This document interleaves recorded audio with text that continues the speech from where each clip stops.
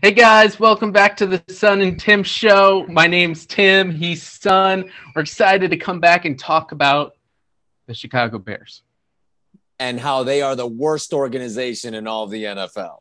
I go second worst, but I can understand, Son, why you feel that way. They are the worst. Okay, if you want to say the Houston Texans, I don't know. They've got more playoff appearances than the Bears do in the last 5 years. So it is true. It is true.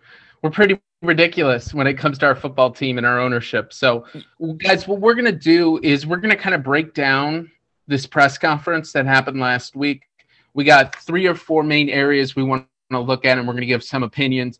Obviously, if you have opinions that differ or you got your own thing, please comment below. We're just going to kind of go off on how terrible this team is. Yeah, I mean, I think we definitely brought the receipts today, Tim. So we're going to go over 3 important things or reasons why we think that this Bears organization is the worst in the NFL. Okay, so right now I'm going to play a soundbite from Bears President Ted Phillips and George McCaskey, the chairman of the Chicago Bears. And this question was asked about how they feel about Matt Nagy and Ryan Pace, and just assessing those 2 guys as a whole. So this is pretty much what you guys have heard everywhere. Yes. Well, you know what? That's a decision that there's lots of different layers to any decision to keep a person, not keep a person. So we'll look at all the different layers and peel them all back. And as I think George mentioned, we're gonna know whether we're heading in the right direction or not. And that's how we feel about it. This is a people business. And when we step back and we've taken a look at what are the qualities of a successful manager, general manager, and a head coach, we feel that Ryan and Matt check off lots of those boxes. Have we gotten the quarterback situation completely right? No. Have we won enough games? No. Everything else is there. And so whenever you make a decision, in my opinion, there's lots of ripple effects throughout other parts of the building too, and other people's careers. And we have a solid football foundation. We have a solid football culture. We truly believe that because we've delved into all the different issues that make up a solid football culture, and we feel confident that will lead us and lead Matt and Ryan to make the right decisions and correct some of the mistakes in the past. Okay. So I want to talk. You want to chime in on this one? Yeah, first, Tim? I just want to chime in. I'm not going to talk about the incompetence. I'm sure you're going to go into that. I just want to chime into the whole, have we gotten the quarterback right? Do we have enough wins? Number 1, guys, who are the final 4 quarterbacks left in the playoffs right now? Rodgers, Brady, Allen, Mahomes, I think. Those are some of the best 5 quarterbacks in the league. Now, MVP, if you look at MVP candidates for all 4, yes. Yes. And then if you look at last year, we have 2 MVP candidates, Mahomes and Rodgers, and then you have 2 quarterbacks in Garoppolo and Tannehill, who both caught fire and had incredible teams around them. So what that tells me is you're dead in the NFL if you don't have a top quarterback or if your team somehow catches on fire. So I think I'd rather have the top quarterback. So saying that we haven't figured out the quarterback thing is obviously ridiculous. I mean, duh. Like, not working. It's death, like I said. So that's my number 1. They acknowledged it at least. So that's good. But still, you're never going to advance unless you have a really, really, really great team behind them, and they don't. And number 2, the only culture in football is a winning culture. There's no other cultures. It's just a winning culture. And their winning culture expired in 2018 when they faced adversity. And I'm really sick of hearing 19 times about collaboration when the truth is Ryan Pace has a record of 42 total wins, 54 total losses. Matt Nagy can't win good games against good teams. He can't. Other than that Bucs win, the last real good win they had was 2 years ago against the Rams. I mean, 15 points and 9 points in playoff games, that's not good. They're not figuring something out there, son.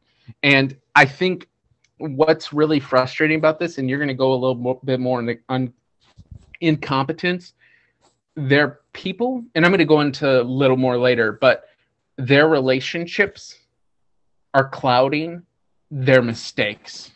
So, for example, they pretty much pushed everything Ryan Pace did with John Fox under the rug as learning experience. So 3 years, all those losses, every mistake, including Trubisky, Floyd, Kevin White, not a big deal, guys, because he learned.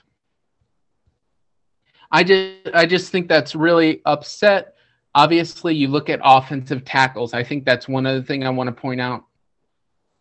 One drafted. So these things aren't being looked at to the minutia. So it's very frustrating. Obviously, like I said, quarterback and culture, you're not really making sense. You know, you mentioned the quarterbacks without even mentioning the fact that Ryan Pace also signed Mike Glennon and Nick Foles. Mike Glennon, Nick Foles, Mitch Trubisky, and now we're going to ask him to find another quarterback. Get the rock out of here. Well, one thing I really wanted to say real quick, sorry, about the offensive line.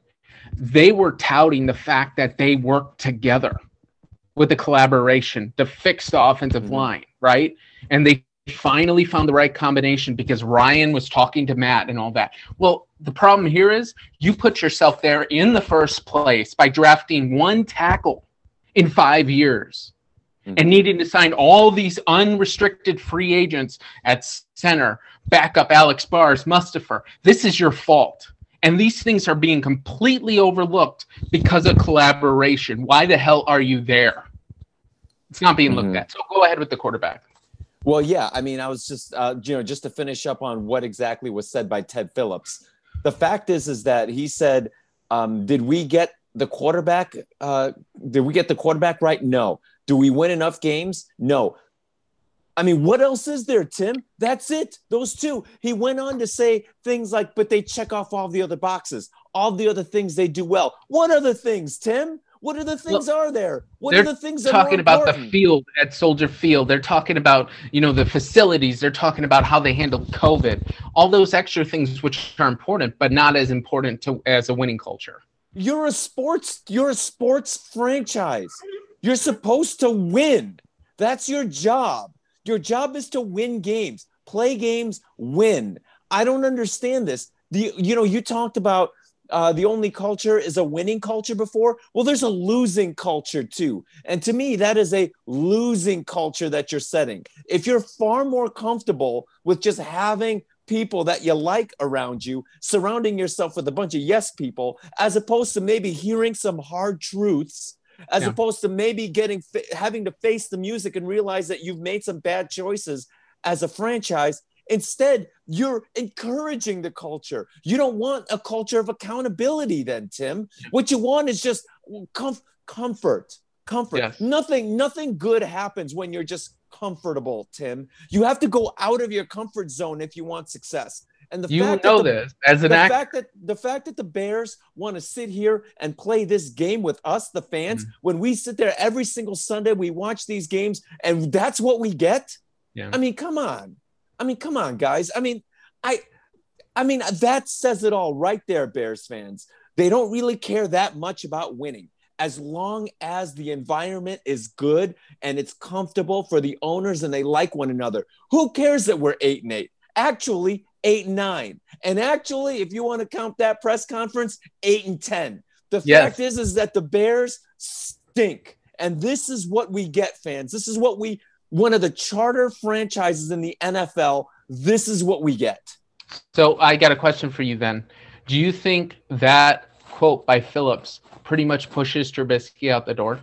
It absolutely throws Trubisky under the bus. Did we get the quarterback situation correct? No. It absolutely. If you're Mitch Trubisky, you're listening to that going, okay. I guess they don't like me. I guess they think they got the quarterback situation wrong.